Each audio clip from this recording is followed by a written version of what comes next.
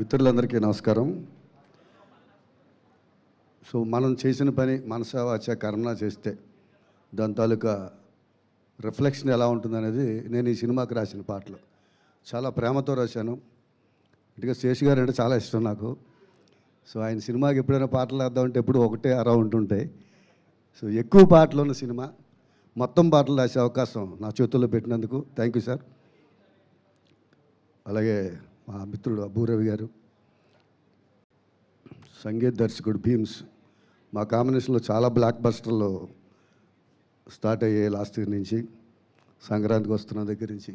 So దానికి ఇది కొనసాగింపుగా అనుకుంటున్నాను. అలాగే ఈ సినిమాకి మా శేషు గారి తర్వాత నాకు బాగా గుర్తుండిపోయే మనిషి సుప్రియ గారు.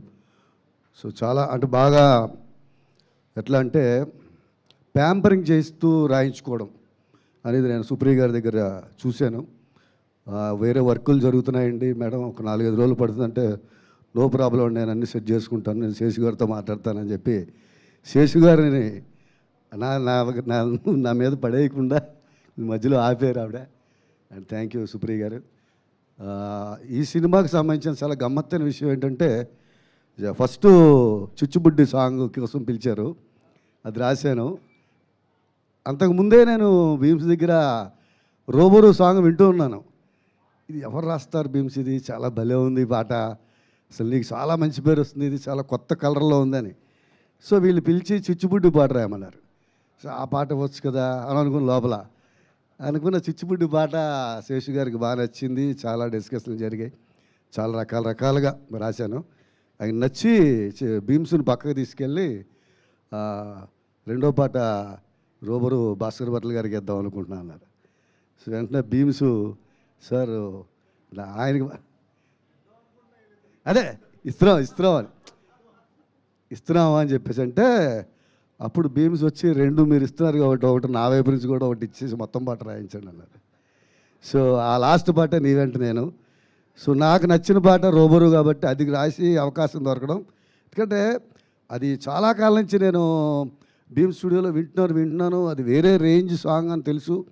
సో అది వచ్చి అంటే ఒక్కోసారి అవకాశం చేజారిపోతుందేమో, లేకపోతే ఎవరికైనా ఇస్తారా అని అనిపించింది. కానీ ఆ పాట రాసే అవకాశం దొరకడం నాకు చాలా హ్యాపీగా ఉంది. అలాగే దానికంటే మళ్ళీ రేంజు నీ వెంట నేను పాట, అది చిన్న లవ్ హార్ట్ ఫెయిల్యూర్ సాంగ్ అది. సో అది బాగా వెళ్ళిపోయింది. సో ఈ పాటలను ఇంత అద్భుతంగా నాకు రాసే అవకాశం ఇచ్చి టైం ఇచ్చి చాలా ఓపికగా చేయించుకుని శేషు గారు థ్యాంక్ యూ సో మచ్.